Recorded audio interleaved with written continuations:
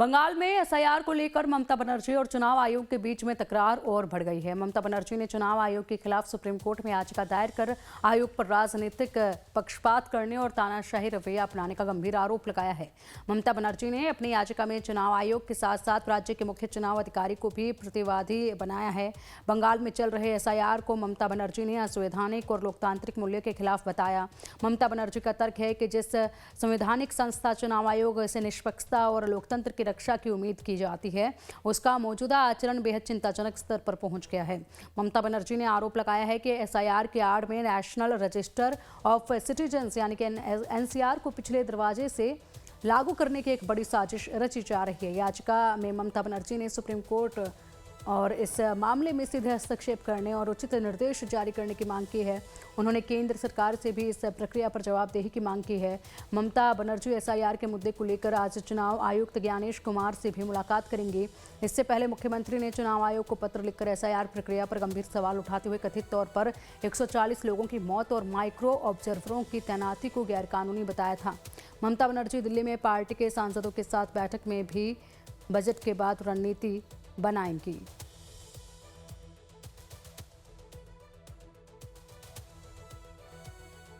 और चलिए अब अधिक जानकारी के लिए हमारे सहयोगी कमलेश जी का रुख करेंगे। कमलेश जी, एसआईआर के खिलाफ ममता बनर्जी की जंग लगातार जारी है। अब इस पर बड़े फैसले लेने के बारे में वो सोच रही हैं। लगातार इस मुद्दे को जो है वो काफी जोरों से उठाती नजर आ रही है। इसका असर होगा क्या कुछ? नहीं, देखिए, निश्चित रूप से वो ममता बनर्जी ने कोर्ट का रास्ता अख्तियार किया है और इससे ममता बनर्जी के रिट याचिका दाखिल करने से पहले ही तो अलग अलग सांसद जो तृणमूल कांग्रेस की ओर से है वो ऑलरेडी एसआईआर को चैलेंज करते हुए सुप्रीम कोर्ट में याचिका दाखिल कर चुके हैं।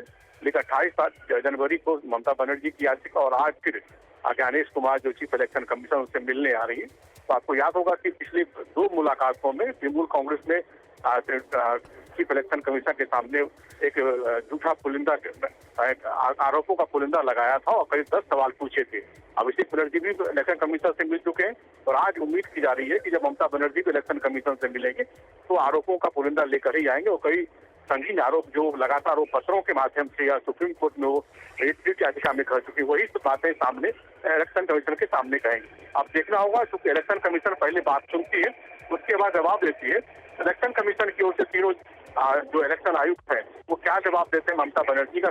शाम 4 बजे ये मुलाकात तय की गई है। निश्चित रूप से काफी गहमागहम होने वाली, लेकिन उससे पहले तृणमूल कांग्रेस के तमाम सांसदों के साथ जो 29 लोकसभा के सांसद और 13 राज्यसभा के सांसद हैं उनके साथ ममता बनर्जी आज सुबह तकरीबन 12 बजे पार्लियामेंट हाउस में ही बैठक करेंगी और उसके बाद रणनीति तय करेंगे किस तरह से इस मुद्दे को लेकर एसआईआर पर दिल्ली की राजनीति को करवाया जाए। बिल्कुल, क्या इसी के साथ किसी और से भी मुलाकात दिल्ली में रहते हुए मुख्यमंत्री ममता बनर्जी कर सकती हैं क्या कमलेश जी? नहीं, देखिए भाई, तो वो ममता बनर्जी पार्लियामेंट हाउस पहुंचेंगे और पार्लियामेंट हाउस पहुंचने के बाद हो सकता है कि तृणमूल कांग्रेस के सांसदों से मिलने के बाद और अलग पार्टियों के नेताओं से ही मिले। लेकिन फिलहाल अभी तक की किसी की आधिकारिक रूप से जानकारी नहीं मिल रही कि वो पार्टी नेताओं से मिलेगी। लेकिन जब वो पार्लियामेंट हाउस पहुंचेंगे तो निश्चित रूप से अखिलेश यादव के साथ साथ कांग्रेस के नेताओं से भी वो मिल सकती है। बिल्कुल। और कमलेश जी, याचिका दाखिल कर दी गई है, कब तक इस पर कोई अपडेट जो है वो सामने आने की उम्मीद है सुप्रीम कोर्ट की तरफ से? देखिए, अभी तक आज तो याचिका लगी नहीं है क्योंकि 28 जनवरी को याचिका लगाई गई थी। आज अभी तक सुप्रीम कोर्ट के नोटरी में इस बात का उल्लेख नहीं कि कब इस पर सुनवाई होगी। लेकिन निश्चित रूप से सुप्रीम कोर्ट में पहले ही 2 याचिका तृणमूल कांग्रेस की ओर से सुनवाई की डोला सेन के द्वारा एक और सांसद हैं कांग्रेस तृणमूल कांग्रेस की उनकी ओर से 2 याचिका पहले सुप्रीम कोर्ट में एसआईआर को चैलेंज करते हुए सुप्रीम कोर्ट सुन रही। तो हो सकता है कि ममता बनर्जी की याचिका उसको एक साथ ही क्लब कर दिया जाए क्योंकि सभी के आरोप लगभग एक समान है। तो ऐसे स्थिति में देखना होगा क्या सुप्रीम कोर्ट सबको एक साथ क्लब करती है या अलग अलग याचिकाओं को सुनती है। ठीक है कमलेश जी, नजर आप बनाए रखिएगा आज की इन बैठकों पर। अपडेट आपसे हम लेते रहेंगे। फिलहाल के लिए बहुत शुक्रिया आपका इन तमाम जानकारियों के लिए।